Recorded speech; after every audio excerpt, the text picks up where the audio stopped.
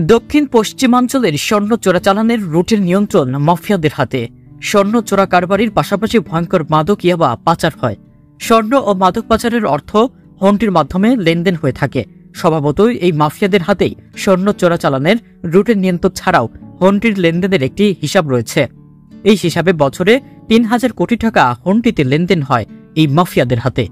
এক্ষেত্রে হন্টির সঙ্গে নিয়ন্ত্রক গ্রুপ আন্তর্জাতিক চোরা কারবারি মাফিয়া হিসেবে পরিচিতি পায়। স্বর্ণ চোরা কারবারির রুটও আন্তর্জাতিকভাবে কাটর পদ্ধতিতে পরিচালিত হয়। দুবাই থেকে ঢাকা অথবা দুবাই থেকে কাঠমান্ডু হয়ে ঢাকায় আকাশপথে স্বর্ণ এদেশে আসার পর এই চালান ভারতের বিভিন্ন শহরে নিরাপদে পৌঁছানোর দায়িত্ব থাকে এক একজন মাফিয়ার উপর। দক্ষিণ পশ্চিমাঞ্চলের প্রভাবশালী এমপি ও রাজনৈতিক নেতারা দুটি গ্রুপে বিভক্ত হয়ে নিয়ন্ত্রণ করেন। এদের মধ্যে ঢাকা থেকে সড়কপথে ঝিনাইদহ দিয়ে যশোর প্রবেশের রুটটি স্থানীয় একজন সাবেক এমপি নিয়ন্ত্রণ করেন।